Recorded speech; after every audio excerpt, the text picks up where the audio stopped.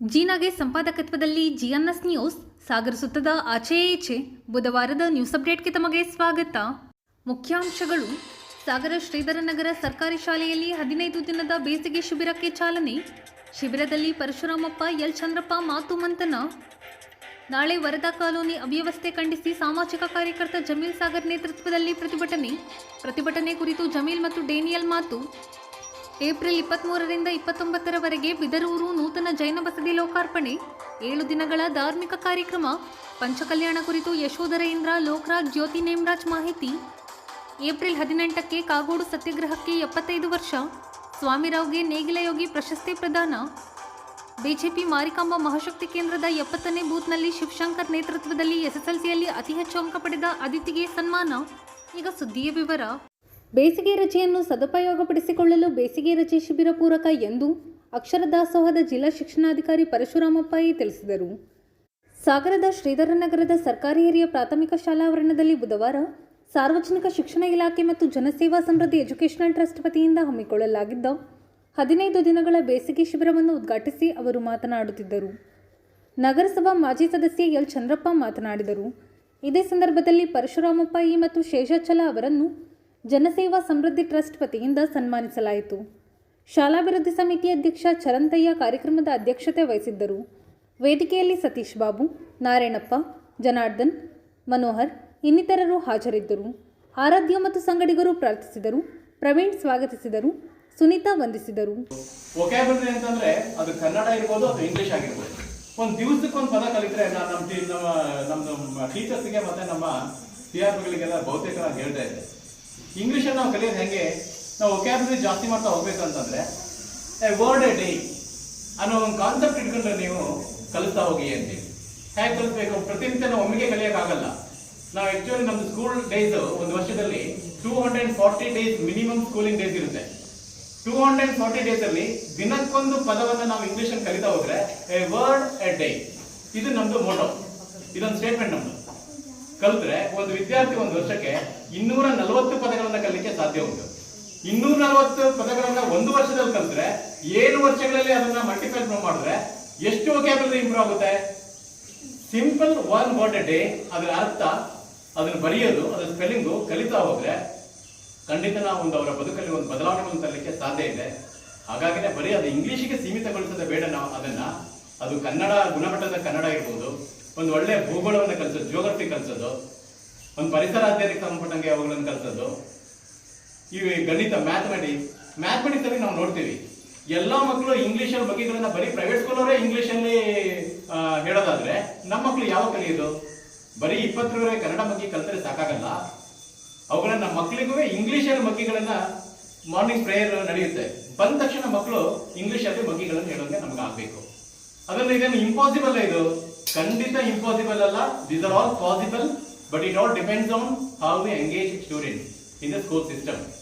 ಹಂಗಿದ್ದಾಗ ನಮಗೆ ಖಂಡಿತ ನಮ್ಮ ಕ್ಲಾಸ್ ರೂಮ್ ಇಂಟ್ರಾಕ್ಷನ್ಸ್ ಇನ್ನೊಂದಿಷ್ಟು ಎಂಗೇಜ್ಮೆಂಟ್ ಒಳಗಾಗಬೇಕು ಅಂತಂದ್ರೆ ಟೀಚರ್ಸ್ ತುಂಬಾನೇ ಈ ಬಗ್ಗೆ ಕಾಳಜಿಯನ್ನು ವಹಿಸಬೇಕು ಅನ್ನುವ ಮಾತುಗಳನ್ನ ಹೇಳ್ತಾ, ನಾನು ನಮ್ಮ ಏನು ಈ ಸ್ಕೂಲ್ ಸಿಸ್ಟಮ್ ಇದೆ, ನಮ್ಮ SDMC ಅಧ್ಯಕ್ಷ ಇರ್ಬೋದು, ನಮ್ಮ ಜನಸೇವಾ ಸಮೃದ್ಧಿ ಟ್ರಸ್ಟ್ ನ ಅಧ್ಯಕ್ಷ ಇರ್ಬೋದು, ಮತ್ತೆ ನಮ್ಮ ಈ ಜನಪ್ರತಿನಿಧಿಗಳು, ಈ ಊರಿನ ಸುತ್ತಮುತ್ತಲ ಈ ಪ್ರದೇಶದ ಹಿರಿಯರಿರ್ಬೋದು, ಎಲ್ಲರಿಗೂ ಇಂಥದೊಂದು ಕಾರ್ಯಕ್ರಮವನ್ನು ನಿಮ್ಮ ಶಾಲೆಯಲ್ಲಿ, ಸರ್ಕಾರಿ ಶಾಲೆಯಲ್ಲಿ, ಅದು ಬೇಸಿಗೆ ರಜೆಯಲ್ಲಿ ಇಂಥದೊಂದು ನಾವೀನ್ಯದ ಚಟುವಟಿಕೆಗಳನ್ನ ಇಲ್ಲಿ ಹಮ್ಮಿಕೊಂಡು ಆ ಮುಖೇನ ಮಕ್ಕಳಲ್ಲಿ ಒಂದಿಷ್ಟು ಕ್ರಿಯಾತ್ಮಕವಾಗಿರುವಂತಹ, ಒಂದಿಷ್ಟು ಕ್ರಿಯೇಟಿವ್ ಆಗಿರುವಂತಹ ಅಭ್ಯಾಸಗಳನ್ನ ಬೆಳೆಸಲಿಕ್ಕೆ ನೀವೇನು ಕ್ರಮವನ್ನು ತಗೊಂಡಿದ್ದೀರಿ, ಅದಕ್ಕೆ ನಾವು ಇಲಾಖೆ ಪರವಾಗಿ ಧನ್ಯವಾದ. ಹಿಂದೆ 30,000 ಕೊಟ್ಟರು, ಇಲ್ಲಿ ಒಂದು 30,000 ಇನ್ನೊಂದು ಶ್ರೀನಿವಾಸ್ MLC ಶ್ರೀನಿವಾಸ್. ಇದು ಯಾಕೆ ಓಪನ್ ಬಿಟ್ವಿ ಅಂದ್ರೆ ಈ ಸಭೆ ಸಮಾರಂಭಗಳು ಆದ್ರೆ ಇಲ್ಲಿ ಕೂತು ನಿಂತು ಮಾಡ್ಬೇಕಂತೇಳಿ ಇದನ್ನು ಇಷ್ಟು ಕೋಆರ್ಡಿನೇಷನ್ ಮಾಡಿದ್ವಿ. ಶರಾವತಿಯವರು ಅವತ್ತು ತೋರಿಸಿದ್ರು. ಆಗ್ಬಿಟ್ಟು ಏನೋ ಕನಸು ಕಟ್ಟಿ ಪಾಪ ಅವ್ರ ಕನಸನ್ನ ಸಕಾರಗೊಳಿಸ್ತಕ್ಕಂಥ ಕೆಲಸ ಮಾಡಿದ್ವಿ. ಆಮೇಲೆ ನಂತರ ಬಂದು 2004ರಲ್ಲಿ ನಮ್ಮ ಬೇಳೂರು ಗೋಪಾಲಕೃಷ್ಣ ಆಗ್ಬಿಟ್ಟು ಬಂದ್ಮೇಲೆ ಬಿಲ್ಡಿಂಗ್ ಮಾಡ್ಯಾರ. ಅದೊಂದು ಬಿಲ್ಡಿಂಗ್ ಅವ್ರು ಮಾಡಿದ್ರು, ಮುಂಗಡೆ ಒಂದು ಮಾಡ್ಯಾರ. ಈ ಕಡೆ ಯಾರು ಬಂದರೂ ಕೂಡ ನಮ್ಮಲ್ಲಿ ಅವರು ಸಹಕಾರ ಯಾವತ್ತೂ ಇದೆ. ಆದರೆ ಬಳಕೆ ಮಾಡ್ಕೊಳ್ಳೋಂಥದ್ದು ಮಾತ್ರ ನಮ್ಮ ಮೇಲೆ ಇದೆ. ಇಲ್ಲಿ ಸ್ಥಳೀಯವಾಗಿ ಬಳಕೆ ಮಾಡ್ಕೊಂಡಿರೋದು ನಮ್ಮ ಇದ್ರ ಮೇಲೆ ಇದೆ. ಆದರೆ ಇವತ್ತು ನಾವು ಯಾಕಿದ್ದು ಸಣ್ಣ ಪೀಟಿಗೆ ಸರ್, ನಾನು ಜಾಸ್ತಿ ಹೇಳಕ್ ಹೋಗಲ್ಲ.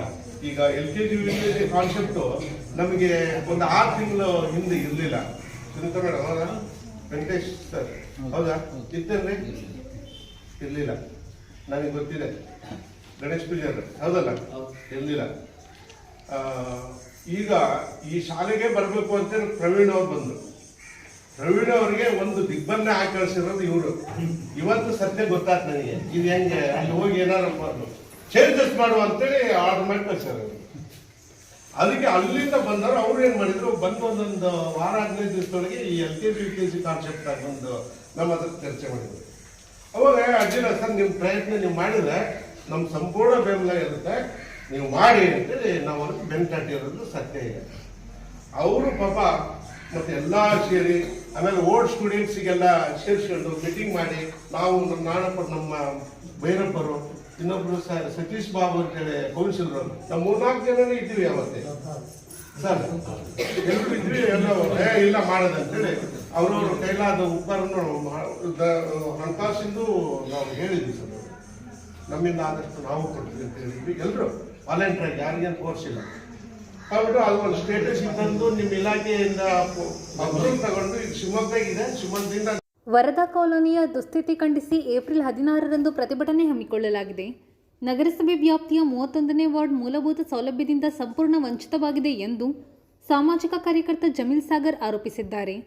ಸಾಗರದ ಕರ್ನಾಟಕ ಕಾರ್ಯನಿರತ ಪತ್ರಕರ್ತರ ಭವನದಲ್ಲಿ ಬುಧವಾರ ಕರೆಯಲಾಗಿದ್ದ ಸುದ್ದಿಗೋಷ್ಠಿಯಲ್ಲಿ ಅವರು ಮಾತನಾಡುತ್ತಿದ್ದರು. ಸ್ಥಳೀಯ ನಿವಾಸಿ ಡೇನಿಯಲ್ ಮಾತನಾಡಿದ್ದಾರೆ. ಗೋಷ್ಠಿಯಲ್ಲಿ ಗೋಪಾಲಣ್ಣ, ನಾಸಿರ್ ಇನ್ನಿತರರು ಹಾಜರಿದ್ದರು. ನಾಳೆ ಗುರುವಾರ ಬೆಳಗ್ಗೆ ವರದಾ ಕಾಲೋನಿ ಹಾಗೂ 31ನೇ ವಾರ್ಡಿನ ಮೂಲಭೂತ ಸೌಕರ್ಯ ಕಲ್ಪಿಸುತ್ತ ಆಗ್ರಹಿಸಿ ನಡೆಯುತ್ತಿರುವ ಪ್ರತಿಭಟನೆಯ ಕುರಿತು ಒಂದು ಮಾಹಿತಿ ಇದ್ದು, ನಮ್ಮೊಂದು ಪತ್ರಿಕಾಗೋಷ್ಠಿಯಲ್ಲಿ ವರದಾ ಕಾಲೋನಿ ನಿವಾಸಿಗಳಾದ ಹಿರಿಯರಾದ ಗೋಪಾಲಣ್ಣ ಅವರಿದ್ದಾರೆ, ಡ್ಯಾನಿಯಲ್ ಅವರಿದ್ದಾರೆ, ಮತ್ತು ನಮ್ಮ 30ನೇ ವಾರ್ಡಿನ ನಮ್ಮ ಕಮಿಟಿಯ ಸದಸ್ಯರಾಗಿರುವ ನಾಸೀರ್ ಆತಂ ಸಾಬ್ ಇದ್ದಾರೆ. ವಿಶೇಷವಾಗಿ ಸಾಗರ ನಗರಸಭೆಯಲ್ಲಿ ದಯವಿಟ್ಟು ಯಾರು ಕೂಡ ಇದು ಪಕ್ಷದ ವಿರುದ್ಧ ಅಲ್ಲ, ಒಬ್ಬ ವ್ಯಕ್ತಿಯ ವಿರುದ್ಧ ಅಲ್ಲ. ನಮ್ಮ ಹಕ್ಕಿಗಾಗಿ ನಾವು ಹೋರಾಟ ಮಾಡ್ತಿದ್ದೀವಿ ವಿನಃ ಯಾವುದೇ ವ್ಯಕ್ತಿಯ ವಿರುದ್ಧ ನಾವು ಹೋರಾಟ ಮಾಡ್ತಿಲ್ಲ. ನಮ್ಮ ಹಕ್ಕೊಡಿ, ನಮ್ಮ ಹೋರಾಟನ ವಾಪಸ್ ತಗೋತೀವಿ. ನಾಳೆಯ ಹೋರಾಟನ ಪ್ರಾರಂಭ ಮಾಡ್ತಿರೋದು ಅಧಿಕಾರಿಗಳು ಸ್ಥಳಕ್ಕೆ ಬಂದು ನಮ್ಮ ಲಿಖಿತ ರೂಪದಲ್ಲಿ ನಮಗೆ ಭರವಸೆ ಕೊಟ್ಟರೆ ಅಷ್ಟೇ ನಾವು ಮುಂದೆ ತಗೋತೀವಿ. ಇಲ್ಲಾಂದರೆ ನಮ್ಮ ಹೋರಾಟ ನಾಳೆಯಿಂದ ಮುಂದುವರಿಯುತ್ತೆ. ಮುಂದೆ ಯಾವ ರೀತಿ ಹೋಗುತ್ತೆ ಅಂತ ನಾವು ಹೇಳಕ್ಕೆ ಬರಲ್ಲ. ಇನ್ನೂ ವಿಚಾರವಾಗಿ ನಮ್ಮ ಡ್ಯಾನಿಯಲ್ ದಿನಾಂಕ ಆದರೆ ಇತ್ತೀಚೆಗೆ ಜನರು ತುಂಬ ಸೇವೆ ಆಗಿದ್ದಾರೆ, ಮನೆಗಳು ತುಂಬ ಆಗಿದ್ದಾರೆ. ಹಾಗಾಗಿ ನಾವು ಎಲ್ಲ ನಗರಸಭೆಗೂ ಮನೆಗೆ ಕೊಟ್ಟಿದ್ದೀವಿ, ನಮಗೆ ರೋಡ್ ಆಗಬೇಕು, ಎಲ್ಲ ಮೂಲ ಸೌಕರ್ಯಗಳು ಬೇಕು ಅಂತ ಹೇಳಿ. ಆದರೂ ಎಷ್ಟೊಂದು ಜನ ನಿಮ್ಮ ಹೇಳಿದ್ರು ಅವ್ರು ನಮಗೆ ಸ್ಪಂದಿಸಿಲ್ಲ ಸರಿಯಾಗಿ. ಮೊದಲನೇದಾಗಿ ಅಲ್ಲಿ ಕೌನ್ಸಿಲರು ನಮಗೆ ಸರಿಯಾಗಿ ಸ್ಪಂದಿಸಿಲ್ಲ ಒಂದನೇದಾಗಿ. ಈಗ ಮೊನ್ನೆ ರೀಸೆಂಟಾಗಿ ಜಾತ್ರೆ ಮುಂದೆ MLA ಸಾಹೇಬ್ ಸಮೇತ ಮನವಿ ಕೊಟ್ಟಿದ್ದೀವಿ. ಎಂಡಸ್ಮೆಂಟು ಇದೆ, ಅವರು ಸಹ ಸೈನ್ ಹಾಕಿ PA ಹತ್ರ ಕೊಟ್ಟಿದ್ದಾರೆ, ಮಾಡಿಕೊಡ್ರಪ್ಪ ಅವರಿಗೆ ಆದಷ್ಟು ಬೇಗ ಅಂತ ಹೇಳಿದ್ದಾರೆ. ನೋಡ್ಬೇಕು ಇನ್ನು ಮುಂದಾದ್ರೂ ನಮ್ಮ ಈಗ ನಾವು ಇದೇ ರೀತಿ ಆದರೆ ನಾವು ಹೋರಾಟ ಮಾಡಲೇಬೇಕು, ಇಲ್ಲಾಂದ್ರೆ ನಮ್ಗೆ ಮೂಲಭೂತ ಸೌಕರ್ಯ ಸಿಗಲ್ಲ ಅಂತ ಗ್ಯಾರಂಟಿ ಆಗಿದೆ. ಏನೇ ಜನರು ನಮ್ಗೆ ಬೆಂಬಲ ಕೊಡಬೇಕು ಅಂತ ಈ ಮೂಲಕ ಬಟ್ ಚುನಾವಣೆ ನಂತರ ಅವ್ರು ಎಲ್ಲೂ ಕಂಡುಕೊಂಡಿಲ್ಲ. ಕೇವಲ ಅವರ ಹಸ್ಬೆಂಡ್ ಆದರೆ ಬರ್ತಾ ಇದ್ರು, ನಮ್ಮ ತನ್ವೀರನ್ ಅವ್ರು ಬರ್ತಾ ಇದ್ರು. ಬಟ್ ಅಲ್ಲಿ ನಮ್ಮ ರೀತಿ ಹೆಂಗಾಗಿದೆ, ನಾವು ಚುನಾವಣೆ ಮತದಾನ ಹಾಕೋದು ಒಬ್ಬರಿಗೆ ಸೂಪರ್ ಸ್ಟಾರ್ ಕೌನ್ಸಿಲರ್ ಆಗಿ ಬರೋದು ಮತ್ತೊಬ್ರು, ಆ ರೀತಿ ಆಗ್ಬಿಟ್ಟಿದೆ ನಮಗೆ. ಯಾಕಂದ್ರೆ ಎಲ್ಲೋ ಬಂದು ನಮಗೆ ಕೆಲಸ ಮಾಡ್ತೀವಿ ಅಂತ ಸುಳ್ಳು ಭರವಸೆ ಹೇಳಿ ಮಾಡ್ತಾರೆ. ಆಯ್ತು ಕೆಲಸ ಅವ್ರು ಹೇಳ್ತಾರೆ, ಇಲ್ಲ ನಾವು ಕೆಲಸ ಮಾಡ್ತೀವಿ ಅಂತ ಹೇಳಿ. ನಾವು ಓಪನ್ ಚಾಲೆಂಜ್ ಕೊಡ್ತೀವಿ. ಮಾಧ್ಯಮ ಚಾಲೆಂಜಲ್ಲಿ 5 ವರ್ಷದಲ್ಲಿ ಅವ್ರು ಯಾವ ಕೆಲಸ ಮಾಡ್ತಾರೆ. ಶಾಸಕರು ಬಂದಾದ್ಮೇಲೆ ಕೆಲವು ಕೆಲಸಗಳು ಆಗಿದೆ ವಿನಃ ಅವ್ರು ಇನ್ನೊಂದು ಯಾವುದೇ ಕೆಲಸಗಳಾಗಿಲ್ಲ. ನಗರದಲ್ಲಿ ದೊಡ್ಡ ಪಾರ್ಕ್ ಇದೆ, ಆ ಪಾರ್ಕಿಗೆ ಹೈಮಾಸ್ ರೇಟ್ ಅಂತೆಲ್ಲ ಸ್ಯಾಂಕ್ಷನ್ ಆಗುತ್ತೆ ಹಲಪುರ ಪೀರಿಯಡಲ್ಲಿ. ನಂತರ ಅವರೇ ಹಲಪುರ ಪೀರಿಯಡ್ ಬಂದು ಇದೇ ಸಿಗನಪುರಿನವ್ರು ಬಂದು ಗುಡಿ ಪೂಜೆ ಮಾಡೋಗ್ತಾರೆ. ನಂತರ ಈ ಹೈಮಾಸ್ ಕಾರ್ಡು ನಮ್ಮ 31ನೇ ವಾರ್ಡಲ್ಲಿ ಎಲ್ಲರೂ ಕೂಡ ಬಂದಿಲ್ಲ, ಎಲ್ಲೋ ಇತ್ತು, ಬೇರೆ ವಾರ್ಡಿಗೆ ಹೋಗಿದೆ. ಯಾಕೆ ಕಳಿಸ್ಕೊಟ್ಟರು ಯಾರು? ಈಗ ನಮ್ಮ ವಾರ್ಡಿಗೆ ಬಂದಿದ್ದು ಬೀದಿ ದೀಪ ಎಲ್ಲ ತಗೊಂಡೋಗಿ ಬೇರೆ ವಾರ್ಡಿಗೆ ಹಾಕ್ತಾರೆ ಅಂತ ಹೇಳಿದ್ರೆ ಇಲ್ಲ ರೀ. ನೇರವಾಗಿ ಈ ಒಂದು ಹೋರಾಟ ನಮ್ಮ ಮೂಲಭೂತ ಸೌಕರ್ಯಗಳಿಗೆ ಹಕ್ಕಿಗಾಗಿ ನಾವು ಹೋರಾಟ ಮಾಡ್ತಾ ಇರೋದು. ಯಾವ ಬಿದರೂರು ಜಿನಮಂದಿರ ಹಾಗೂ ನೂತನ ಮಾನಸ್ತಂಭೋಪರಿ ಚತುರ್ಮುಖ ಜಿನಬಿಂಬಗಳ ಪಂಚಕಲ್ಯಾಣ ಮಹೋತ್ಸವ ಬಿದರೂರು ಬಸ್ತಿಯಲ್ಲಿ ಏಪ್ರಿಲ್ 23ರಿಂದ ಏಪ್ರಿಲ್ 29ರವರೆಗೆ ನಡೆಯಲಿದೆ ಎಂದು ಸಮಿತಿಯ ಯಶೋಧರ ಇಂದ್ರ ತಿಳಿಸಿದರು. ಸಾಗರದ ಕರ್ನಾಟಕ ಕಾರ್ಯನಿರತ ಪತ್ರಕರ್ತರ ಭವನದಲ್ಲಿ ಬುಧವಾರ ಕರೆಯಲಾಗಿದ್ದ ಸುದ್ದಿಗೋಷ್ಠಿಯಲ್ಲಿ ಅವರು ಮಾತನಾಡುತ್ತಿದ್ದರು. ಸಮಿತಿಯ ಎಂಪಿ ಲೋಕರಾಜ್ ಹಾಗೂ ಜ್ಯೋತಿ ನೇಮರಾಜ್ ಬಿದರೂರು ಮಾತನಾಡಿದರು. ಗೋಷ್ಠಿಯಲ್ಲಿ ಶಾಂತರಾಜ್, ವೇಟಿಸ್ವಾಮಿ, ಧನಪಾಲ್ ಇನ್ನಿತರರು ಹಾಜರಿದ್ದರು. ನಾನು ಚತುರ್ಮುಖ ಜಿಎನ್ಬಿಗಳ ಪ್ರತಿಷ್ಠಾಪನೆ ಆಗ್ತಿದೆ. ಅದನ್ನು ಹೊಸದಾಗಿ ಇವತ್ತಿನ ದಿನ ಮಸೀದಿಯಲ್ಲಿ ನಿರ್ಮಾಣಗೊಳ್ತಾ ಇದ್ದೇವೆ. ಚತುರ್ಮುಖ ದಿನಬಿಂಬದ ಸ್ಥಾಪನೆ ಹಾಗೂ ಹಳೆ ಮೂರ್ತಿಯ ಮಹಾವೀರ ಸ್ಥಾಪನೆ ಈ ಎರಡು ಕಾರ್ಯಕ್ರಮಗಳು 28ನೇ ತಾರೀಕು ಇದೇ ತಿಂಗಳು ನಡೀತದೆ. 23ನೇ ತಾರೀಕಿನಿಂದ ವಿವಿಧ ಧಾರ್ಮಿಕ ಕಾರ್ಯಕ್ರಮಗಳು ಪ್ರಾರಂಭವಾಗ್ತವೆ. ಪರಮಪೂಜ್ಯ ಆಚಾರ್ಯ 108 ಪುಣ್ಯಸಾಗರ ಮುನಿ ಮಹಾರಾಜರವರ ದಿವ್ಯ ನೇತೃತ್ವ ಹಾಗೂ ಪರಮ ಪೂಜ್ಯ ಸ್ವಸ್ತಿಶ್ರೀ ಭಟ್ಟಾಚಾರ್ಯವರೇ ಸ್ವಾಮೀಜಿಗಳು ಸ್ವಾದಿ ದಿಗಂಬರ ಜೈನ ಮಠ ಇವರ ದಿವ್ಯ ನೇತೃತ್ವ ಹಾಗೂ ಮಾರ್ಗದರ್ಶನದಲ್ಲಿ ಈ ಎಲ್ಲ ಕಾರ್ಯಕ್ರಮಗಳು ನೆರವೇರ್ತಾ ಇದ್ದೇವೆ. ಹಾಗೆಯೇ ನಮ್ಮ ಈ ಕಾರ್ಯಕ್ರಮಗಳಿಗೆ ನಮ್ಮ ಕರ್ನಾಟಕ ಹಾಗೂ ಮಹಾರಾಷ್ಟ್ರ ಹಾಗೂ ತಮಿಳುನಾಡಿನಿಂದ ಕೂಡ 14 ಜನ ಭಟ್ಟಾರಕರು ಆಗಮಿಸ್ತಾ ಇದ್ದಾರೆ. ಹಾಗೆ ಜೊತೆಗೆ ಈ ಕಾರ್ಯಕ್ರಮಗಳ ಪೂಜೆಯಲ್ಲಿ ನಮ್ಮಲ್ಲಿ ಪ್ರಥಮವಾಗಿ ನಾಂದಿ ವಿಧಾನ, ಹಾಗೆಯೇ ಕಲಶ ಸ್ಥಾಪನೆ, ದೀಪ ಪ್ರಜ್ವಲನ, ದೀಪ ಸ್ಥಾಪನೆ ಆಗ್ತದೆ. ಆ ಒಂದು 23ನೇ ತಾರೀಕು ಆಗ್ತದೆ. 24ನೇ ತಾರೀಕು ಸಾಮೂಹಿಕ ಯಂತ್ರ ಆರಾಧನೆ ಕಾರ್ಯಕ್ರಮ ಇದೆ, ಭಕ್ತಾಮರ ಆರಾಧನೆ ಇದೆ, ಹಾಗೆಯೇ ಸಾಂಸ್ಕೃತಿಕ ಕಾರ್ಯಕ್ರಮ ಸಂಜೆ ಇರ್ತದೆ. 25ನೇ ತಾರೀಕು ನಮ್ಮ ಮುಖ್ಯ ಘಟ್ಟ ಅಂತಂದರೆ ಭಗವಂತರ ಕಲ್ಯಾಣ ಅಂಥೇಳಿ ನಮ್ಮಲ್ಲಿ ಆಚರಣೆ ಮಾಡ್ತಾ ಇದ್ವಿ. ಆ ಗರ್ಭಾವತರ ಕಲ್ಯಾಣದ ಪೂಜೆ 25ನೇ ತಾರೀಕು ನೆರವೇರ್ತದೆ. ಹಾಗೆಯೇ 26ನೇ ತಾರೀಕು ಆ ಮಗುವಿಗೆ ಜನ್ಮಾಭಿಷೇಕ ಅಂಥೇಳಿ ಪಾಂಡುಕಾ ಶಿಲೆಯಲ್ಲಿ 108 ಕಲಶಗಳಿಂದ ಅಭಿಷೇಕ ಮಾಡಿದ ಪ್ರತೀಕವಾಗಿ ಒಂದು ಪಾಂಡುಕಾ ಶಿಲೆಯನ್ನು ನಿರ್ಮಾಣ ಮಾಡಿ ಅದರಲ್ಲಿ ಜನ್ಮಾಭಿಷೇಕ ಕಾರ್ಯಕ್ರಮ ಆಗ್ತದೆ. ಜನ್ಮಾಭಿಷೇಕದ ನಂತರದಲ್ಲಿ ಬಾಲಲೀಲೋತ್ಸವ ಹಾಗೂ ನಾಮಕರಣೋತ್ಸವ ಕಾರ್ಯಕ್ರಮ ನೆರವೇರುತ್ತದೆ. ಅದಾದ ನಂತರದಲ್ಲಿ 27ನೇ ತಾರೀಕು ನಮ್ಮ ತೀರ್ಥಂಕರರಿಗೆ ರಾಜ್ಯಾಭಿಷೇಕ ಆದಮೇಲೆ ಅವರಿಗೆ ವೈರಾಗ್ಯ ಪ್ರಾಪ್ತಿಯಾಗ್ತದೆ. ಪರಿನಿಷ್ಠೆ ಅಂದರೆ ಅವರು ದೀಕ್ಷೆ ಆ ಒಂದು ಕಾರ್ಯಕ್ರಮ 27ನೇ ತಾರೀಕು ಇರ್ತದೆ. 28ನೇ ತಾರೀಕು ಅವರಿಗೆ ಕೇವಲ ಜ್ಞಾನ ಪ್ರಾಪ್ತಿ ಆದ ಮೇಲೆ ಸಮೋಸರಣ ಪ್ರಾಪ್ತಿಯಾಗ್ತದೆ. ಆ ಸಮೋಸರಣದಲ್ಲಿ ಕೂತ್ಕೊಂಡ್ಬಿಟ್ಟು ಆಗಮಿಸಿರ್ತಕ್ಕಂಥ ಎಲ್ಲ ಭಕ್ತಾದಿಗಳಿಗೆ ದಿವ್ಯ ಧ್ವನಿಯ ಮೂಲಕ ಧರ್ಮ ಪ್ರಚಾರ ಮಾಡ್ತಾರೆ. ಅದರ ಪ್ರತೀಕವಾಗಿ ಒಂದು ಸಮೋಸರಣವನ್ನು ರಚನೆ ಮಾಡಿ ಸಮೋಸರಣದ ಮೂಲಕ ಧರ್ಮದ ಪ್ರಭಾವನೆಯನ್ನು ಮಾಡುವಂಥ ಕಾರ್ಯಕ್ರಮ 27ನೇ ತಾರೀಕು ನಡೀತದೆ. 28ನೇ ತಾರೀಕು ಹಾಗೆ ಅವತ್ತಿನ ದಿವಸ ತೀರ್ಥಂಕರರ ಪ್ರತಿಷ್ಠಾಪನೆ ಹಾಗೂ ಮಸದಿಯಲ್ಲಿ ಮಹಾಮಾತೆ ಪದ್ಮಾವತಿ ಅಮ್ಮನವರು ಮತ್ತು ಮಹಾಮಾತೆ ಕುಷ್ಮಾಂಡಿನಮ್ಮನವರ ಪ್ರತಿಷ್ಠಾಪನೆ ಕಾರ್ಯಕ್ರಮ ಕೂಡ ನೆರವೇರ್ತದೆ. 29ನೇ ತಾರೀಕು ಕೊನೆಯ ದಿವಸ ಈ ಏನು ಕೇವಲ ಜ್ಞಾನ ಪ್ರಾಪ್ತಿಯಾಗಿರ್ತಕ್ಕಂಥ ತೀರ್ಥಂಕರರಿಗೆ ನಾವು ಏನು ಅಭಿಷೇಕ ಮಾಡ್ತೀವಿ ಆ ಒಂದು ಪ್ರತೀಕವಾಗಿ ಮಾನಸ್ತಂಭದಲ್ಲಿರ್ತಕ್ಕಂಥ ಚತುರ್ಮುಖ ದಿನಬಿಂಬಕ್ಕೆ ಹಾಗೂ ಗರ್ಭಗುಡಿಯಲ್ಲಿರ್ತಕ್ಕಂಥ ಮಹಾವೀರ ತೀರ್ಥಂಕರಿಗೆ 18 ಕಲಶಗಳಿಂದ ವಿಶೇಷವಾಗಿರ್ತಕ್ಕಂಥ ಅಭಿಷೇಕ, ಪಂಚಾಮೃತ ಅಭಿಷೇಕ ಈ ಎಲ್ಲ ಪೂಜಾ ಕಾರ್ಯಕ್ರಮಗಳು ನೆರವೇರುತ್ತವೆ. ಈ ಎಲ್ಲ ಕಾರ್ಯಕ್ರಮಗಳನ್ನು ಕೂಡ ಪರಮ ಪೂಜ್ಯ ಪುಣ್ಯಸಾಗರ ಮಹಾರಾಜರವರ ನೇತೃತ್ವ ಹಾಗೂ ಸ್ವಾದಿ ಭಟ್ಟಾಕಲ ಶ್ರೀಗಳವರ ನೇತೃತ್ವದಲ್ಲಿ ಆಗಮಿಸಿದ ಉಳಿದ ಎಲ್ಲ ಭಟ್ಟಾರಕರ ನೇತೃತ್ವದಲ್ಲಿ ಕಾರ್ಯಕ್ರಮ. ನಮ್ಮ ಬಿದರೂರು ಬಸದಿ ಸುಮಾರು 900 ವರ್ಷಗಳ ಹಿಂದಿನ ಇತಿಹಾಸವನ್ನು ಹೊಂದಿದೆ. ಹಾಡೋಳಿಯ ಸಾಳುವ ಅರಸರು 12ರಿಂದ 15ನೇ ಶತಮಾನದವರೆಗೆ ಮಕ್ಕಳ, ಆಡಳಿ, ಬೇಟೂರ ಅಂದರೆ ಈಗಿನ ಬಿದರೂರು ಸಾಗರ ತಾಲೂಕಿನ ಮಾರಂಗಿ ಹೋಬಳಿ, ಆಲನಹಳ್ಳಿ ಹೋಬಳಿಗಳು ಕೆಲವು ಭಾಗಗಳನ್ನು ಒಳಗೊಂಡ ರಾಜ್ಯಗಳನ್ನು ಪ್ರಮುಖ ರಾಜಧಾನಿ ಶಕ್ತಿಯಾಗಿ ಆಳ್ವಿಕೆ ನಡೆಸಿದ್ರು ಅಂತ ಕೂಡ ನಾವು ಇತಿಹಾಸದ ಮೂಲಕ ತಿಳ್ಕೊಳ್ಬೋದು. ಹಾಡೋಳಿಯ ಸಂಗಿರಾಜನ ಮಗ ಇಂದಿಗ ಅರಸ ಇಮ್ಮಡಿ ಸಾಳು ಅರಸನ ಮಾನ್ನಿಕನಾಗಿದ್ದ ಅಂತ ಕೂಡ ತಿಳಿಸ್ತಾರೆ.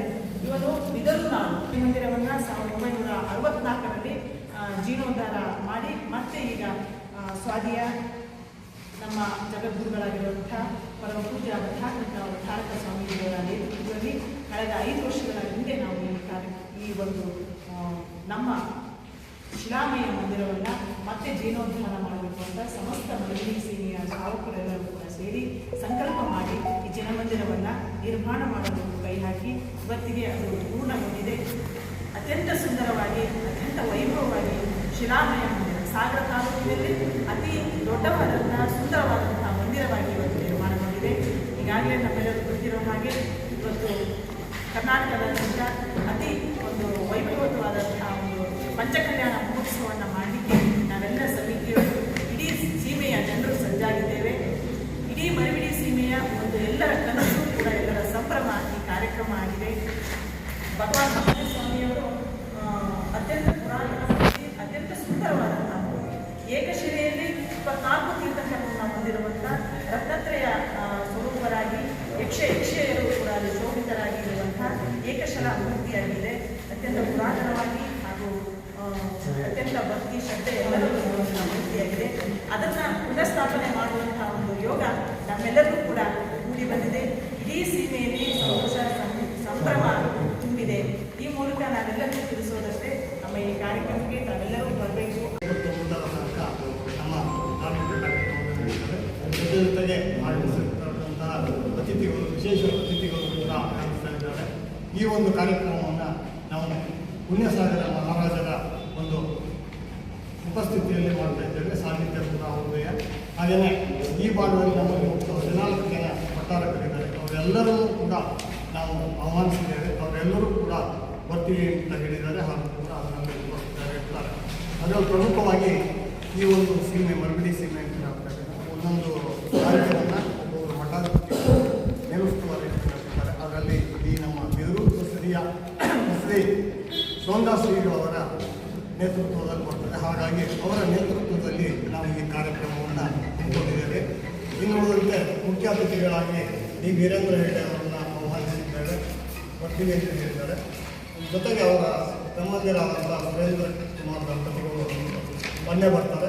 ಜೊತೆಗೆ ಡಿ ಸುಧಾಕರ್ ಅವರು ಬರೋರಿದ್ದಾರೆ, ಅಭಯ್ ಪಾಟೀಲ್ ಬರೋರಿದ್ದಾರೆ, ಸಂಜಯ್ ಪಾಟೀಲ್ ಅವರು ಬರೋರಿದ್ದಾರೆ. ಜೊತೆಗೆ ನಮ್ಮ ಶಾಸಕರಾದಂಥ ಬೇಳೂರು ಗೋಪಾಲಕೃಷ್ಣ ಅವರು ಹಾಗೂ ಸಂಸದರಾದಂಥ ಡಿ.ವೈ. ರಾಘವೇಂದ್ರ ಅವರು ಹಾಗೂ ಮಾಜಿ ಸಚಿವರಾದಂಥ ಹರ್ತಾಳ್ ಹಾಲಪ್ಪನವರು ಈ ರೀತಿಯಲ್ಲಿ ಎಲ್ಲ ಈಶ್ವರಪ್ಪನವರನ್ನು ಕೂಡ ನಾವು ಆಹ್ವಾನಿಸಿದ್ದೇವೆ. ಅವರೆಲ್ಲರೂ ಕೂಡ ನಿಮ್ಮ ಈ ಒಂದು ಕಾರ್ಯಕ್ರಮಕ್ಕೆ ಬರ್ತೀವಿ ಅಂತ ಹೇಳಿ ನಮಗೆ ಆಶ್ವಾಸನೆಯನ್ನು ಕೊಟ್ಟಿದ್ದಾರೆ. ಜೊತೆಗೆ ಉಪಸ್ಥಿತರಿರ್ತಾರೆ. ಹಾಗಾಗಿ ಈ ಒಂದು ಕಾರ್ಯಕ್ರಮದ ಪ್ರಚಾರ ಮಾಜಿ ಶಾಸಕ ಹಾಗೂ ಹಿರಿಯ ರಾಜಕೀಯ ಮುತ್ಸದಿ ಬಿ ಸ್ವಾಮಿರಾವ್ ಅವರಿಗೆ ಡಾಕ್ಟರ್ ಎಚ್ ಗಣಪತಿಯಪ್ಪ ನೇಗಿಲಯೋಗಿ ಪ್ರಶಸ್ತಿ ಪ್ರದಾನ ಕಾರ್ಯಕ್ರಮ ಏಪ್ರಿಲ್ 18ರಂದು ನಡೆಯಲಿದೆ ಎಂದು ಡಾಕ್ಟರ್ ಎಚ್ ಗಣಪತಿಯಪ್ಪ ಸೇವಾ ಟ್ರಸ್ಟ್ ಅಧ್ಯಕ್ಷ ಉಮೇಶ್ ಹಿರೇನೆಲ್ಲೂರು ತಿಳಿಸಿದರು. ಸಾಗರದ ಕರ್ನಾಟಕ ಕಾರ್ಯನಿರತ ಪತ್ರಕರ್ತರ ಭವನದಲ್ಲಿ ಬುಧವಾರ ಕರೆಯಲಾಗಿದ್ದ ಸುದ್ದಿಗೋಷ್ಠಿಯಲ್ಲಿ ಅವರು ಮಾತನಾಡುತ್ತಿದ್ದರು. ಗೋಷ್ಠಿಯಲ್ಲಿ ತಾಲೂಕು ಕನ್ನಡ ಸಾಹಿತ್ಯ ಪರಿಷತ್ ಅಧ್ಯಕ್ಷ ವೇಟಿಸ್ವಾಮಿ, ಪ್ರಮುಖರಾದ ಕಿರಣ್ ಕುಮಾರ್, ಹೊಯ್ಸಳ ಗಣಪತಿಯಪ್ಪ, ನಾರಾಯಣಮೂರ್ತಿ ಇನ್ನಿತರರು ಹಾಜರಿದ್ದರು. ಗಣಪತಿಯಪ್ಪ ಸೇವಾ ಟ್ರಸ್ಟ್ ಆರಂಭ ಆಗಿ 15ನೇ ವರ್ಷ ಇದು. 15 ವರ್ಷಗಳಿಂದ ನಾವು ಕಾಗೋಡು ರೈತ ಚಳವಳಿಯ ನೆನಪು ಕಾರ್ಯಕ್ರಮವನ್ನು ಮಾಡ್ಕೊಂಡು ಬರ್ತಾ ಇದ್ದೇವೆ. ಕಳೆದಿರ್ತಕ್ಕಂಥ 65 ವರ್ಷಗಳ ಕಾಲ ಗಣಪತಿಯಪ್ಪನ ಜೀವಿತ ಕಾಲದಲ್ಲಿ ಒಂದು ವರ್ಷವೂ ತಪ್ಪಿಸದೇ ಇದ್ದ ಹಾಗೆ ಈ ನೆನಪಿನ ಕಾರ್ಯಕ್ರಮವನ್ನು ಮಾಡ್ತಾ ಬಂದಿದ್ದು. ಅದರ ನಂತರದಲ್ಲಿ ನಾವು ಟ್ರಸ್ಟ್ ಮಾಡಿಕೊಂಡು ಆಮೂಲಕವಾಗಿ ನೆನಪಿನ ಕಾರ್ಯಕ್ರಮವನ್ನು ಮಾಡ್ತಾ ಬಂದಿದ್ದೀವಿ. ಸಾಕಷ್ಟು ಪ್ರಚಾರವನ್ನು ನಾವು ಕೊಟ್ಟಿದ್ದೀವಿ. ರೈತರಿಗೋಸ್ಕರವಾಗಿ ಹೋರಾಟ ಮಾಡತಕ್ಕಂಥ ಗಣಪತಿಯವರ ಆಶಯದೊಂದಿಗೆ ನಮ್ಮ ಸೇವಾ ಟ್ರಸ್ಟ್ ಸ್ಥಾಪನೆ ಆಯಿತು. ನನ್ನ ಕೆಲಸವನ್ನು ನೀವು ಮುಂದುವರಿಸಿಕೊಂಡು ಹೋಗಿ ರೈತ ಸಮುದಾಯಕ್ಕೆ ಬೇಕಾಗಿರ್ತಕ್ಕಂಥ ಅವಶ್ಯಕತೆಗಳನ್ನ ಟ್ರಸ್ಟ್ ಮೂಲಕವಾಗಿ ದೊರಕಿಸ್ಕೊಡಿ ಅನ್ನೋದು ಅವರ ಆಶಯವಾಗಿತ್ತು. ಹಾಗಾಗಿ ಟ್ರಸ್ಟ್ನಲ್ಲಿ ನೆನಪಿನ ಕಾರ್ಯಕ್ರಮವನ್ನು ಎಡಬಿಡದೆ ಮಾಡ್ಕೊಳ್ತಾ ಬಂದಿದ್ದೀವಿ. ಈ ನಂತರದಲ್ಲಿ ನಾವು ಬರೀ ಪ್ರತಿ ವರ್ಷವೂ ನೆನಪಿನ ಕಾರ್ಯಕ್ರಮ ಅಷ್ಟನ್ನೇ ಇಟ್ಟುಕೊಡೋದ್ರಿಂದ ಅಷ್ಟೊಂದು ಸೂಕ್ತವಾಗ್ತಲ್ಲ. ಅದಕ್ಕೆ ಒಂದು ಹೊಸ ಬದಲಾವಣೆಯನ್ನು ತರಬೇಕು ಅನ್ನೋ ಕಾರಣಕ್ಕೋಸ್ಕರವಾಗಿ ರಾಜ್ಯ ಮಟ್ಟದ ನೇಗಿಲಯೋಗಿ ಪ್ರಶಸ್ತಿ ಪ್ರದಾನವನ್ನು ಮಾಡಬೇಕು ಅಂತ ನಿರ್ಣಯವನ್ನು ಕೈಗೊಂಡು ಈಗಾಗಲೇ 3 ಜನರಿಗೆ ನಾವು ಪ್ರಶಸ್ತಿಯನ್ನು ವಿತರಣೆ ಮಾಡ್ತೀವಿ. ಮೊದಲನೇದಾಗಿ ದೊಡ್ಡೇರಿ ಈರಪ್ಪ ಅನ್ನೋರಿಗೆ ಕೊಡ್ತೀವಿ. ಕೊನೆಗೆ ವಿಷ್ಣು ನಾಯಕರಿಗೆ ಅಂಕೋಲಾದವರಿಗೆ ಈ ಪ್ರಶಸ್ತಿಯನ್ನು ನೀಡಿದ್ವಿ. ಕಳೆದ ವರ್ಷದಲ್ಲಿ ಕಾಗೋಡು ತಿಮ್ಮಪ್ಪನವರಿಗೆ ಈ ನೇಗಿಲಯೋಗಿ ಪ್ರಶಸ್ತಿಯನ್ನು ಧಾರಣ ಮಾಡಿದ್ವಿ. ಈ ವರ್ಷ ಬಿ ಸ್ವಾಮಿರಾವ್ ಹೊಸನಗರ ತಾಲೂಕಿನ ಮಾಜಿ MLA ಆಗಿರ್ತಕ್ಕಂಥ ಬಿ ಸ್ವಾಮಿರಾವರನ್ನ ಈ ಟ್ರಸ್ಟ್ ವತಿಯಿಂದ ಗೌರವಿಸಬೇಕು ಅನ್ನೋದು ನಮ್ಮ ಉದ್ದೇಶ ಆಯಿತು. ಸಮಿತಿ ತೀರ್ಮಾನದಂತೆ ಅವರಿಗೆ ಕರೆ ಕೊಟ್ಟಿದ್ದೀವಿ. ಅವರು ಬರ್ತಾರೆ. ಈ ಕಾರ್ಯಕ್ರಮವನ್ನು ಚಂದಗಾಣಿಸಬೇಕು ಅನ್ನೋದು ನಮ್ಮ ಉದ್ದೇಶವಾಗಿದೆ. ಜೊತೆಯಲ್ಲಿ 75ನೇ ವರ್ಷ ಆಗಿರೋದ್ರಿಂದ ನಮ್ಮ ಟ್ರಸ್ಟಿನ ಕಾರ್ಯಕ್ರಮಗಳು ಇನ್ನು ಮುಂದೆ 12 ತಿಂಗಳ ಕಾಲವೂ ನಿರಂತರವಾಗಿ ಕಾರ್ಯಕ್ರಮಗಳನ್ನು ರೂಪಿಸ್ಕೊಳ್ಬೇಕು. ಪ್ರತಿ ಗ್ರಾಮ ಮಟ್ಟದಲ್ಲಿಯೂ ಸಹ ಚಳವಳಿಯ ರೂಪರೇಷೆಗಳನ್ನು, ಚಳವಳಿಯ ಉದ್ದೇಶಗಳನ್ನು, ಅದರ ಸಾಧನೆಗಳನ್ನೆಲ್ಲ ವಿಸ್ತರಿಸಬೇಕು ಅನ್ನೋದಕ್ಕೋಸ್ಕರ ಗ್ರಾಮ ಪಂಚಾಯತ್ ಲೆವೆಲ್ನಲ್ಲಿ ಕಾರ್ಯಕ್ರಮಗಳು ಹಮ್ಮಿಕೊಳ್ಬೇಕು ಅನ್ನೋದು ನಮ್ಮ ಉದ್ದೇಶವಾಗಿದೆ. ಹಾಗೆಯೇ ಪ್ರತಿ ವರ್ಷವೂ ನಾವು ಒಂದು ಪ್ರಶಸ್ತಿಯನ್ನು ಮಾತ್ರ ನಾವು ಮಾಡ್ಕೊಳ್ತೀವಿ. ಈ ಇನ್ನು ಮುಂದೆ ತಾಲೂಕು ಮಟ್ಟದಲ್ಲಿ ಒಬ್ಬ ಮಹಿಳೆ ಮತ್ತು ಒಬ್ಬ ಪುರುಷನಿಗೆ ಈ ಪ್ರಶಸ್ತಿಯನ್ನು ಪ್ರದಾನ ಮಾಡಬೇಕು ಅನ್ನುವ ಉದ್ದೇಶವನ್ನು ಸಂಸ್ಥೆ ಹೊಂದಿದೆ. ಅದರ ಜೊತೆಯಲ್ಲಿ ರೈತ ಮಕ್ಕಳಿಗೋಸ್ಕರವಾಗಿ ಸ್ಕಾಲರ್ಶಿಪ್ ಕೊಡಬೇಕು ಅಂತ ಹೇಳಿಕೊಂಡು ನಾವು ನಿರ್ಣಯವನ್ನು ಮಾಡಿಕೊಂಡಿದ್ವಿ. ಈ ವರ್ಷದಿಂದ ಒಂದು 5 ಜನ ಮಕ್ಕಳಿಗೆ, ರೈತ ಮಕ್ಕಳಿಗೆ ಅದು ಪ್ರಶಸ್ತಿಯಲ್ಲಿ ಇದನ್ನು ಸ್ಕಾಲರ್ಶಿಪ್ ಕೊಡಬೇಕು ಅನ್ನೋದು ನಮ್ಮ ಉದ್ದೇಶವಾಗಿದೆ. ಹಾಗೆಯೇ SSLC PUC ಒಳಗೆ ಪ್ರಥಮ ಶ್ರೇಣಿಯಲ್ಲಿ ಪಾಸಾದಂಥ ಮಕ್ಕಳಿಗೆ ಅವರಿಗೆ ಒಂದು ಗೌರವವನ್ನು ಸಲ್ಲಿಸಬೇಕು ಅನ್ನೋದು ಉದ್ದೇಶವಾಗಿದೆ.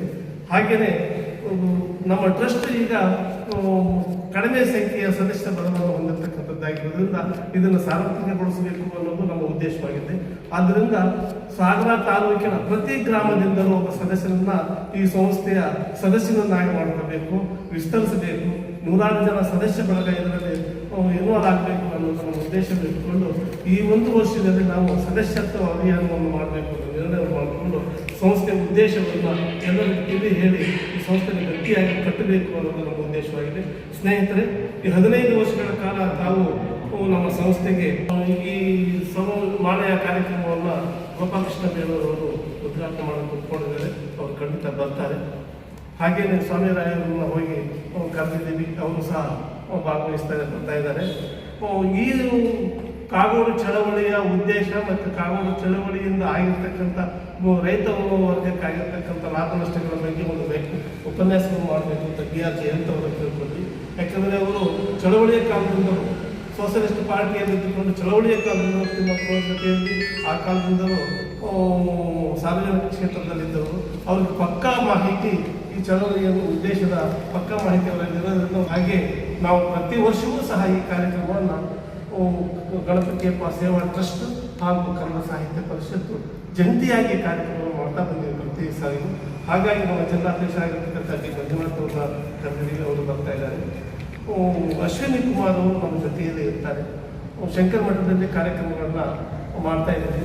ಅವರು ಒಂದು ಭರವಸೆ ಏನಪ್ಪ ಅಂದರೆ, ನೀವು ಎಷ್ಟು ಸ್ವಾಮಿಗಳು ತಾಲೂಕು ಅಧ್ಯಕ್ಷರು, ಸಾಹಿತ್ಯ ಪರಿಷತ್ ಸಹ ನಮ್ಮ ಜೊತೆಯಲ್ಲಿ ಇರ್ತಾರೆ.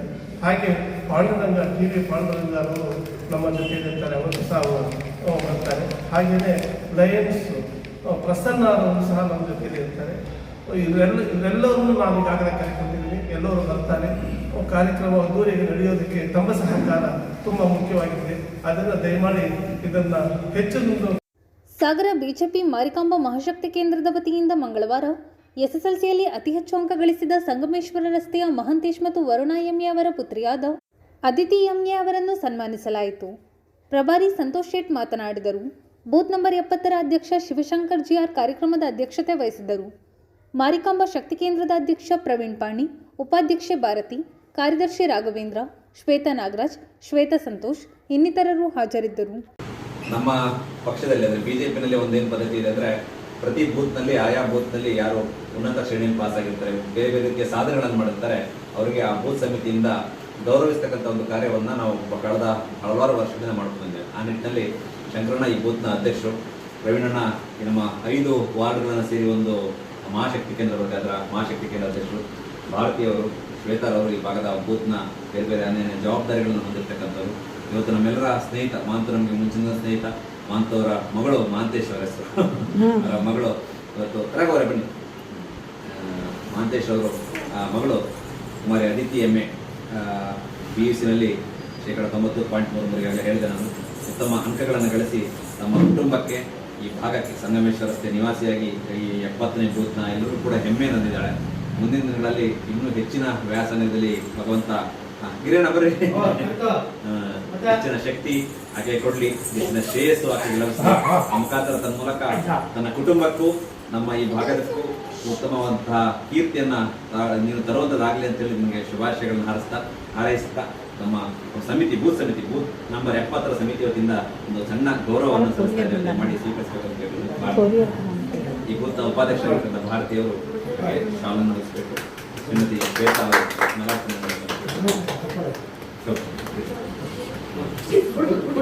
ಇದು ಬುಧವಾರದ ಸಮಗ್ರ ಸುದ್ದಿ. ನಿರಂತರ ಸುದ್ದಿಗಾಗಿ ನೋಡ್ತಾ ಇರಿ GNS ನ್ಯೂಸ್. ನಮಸ್ಕಾರ.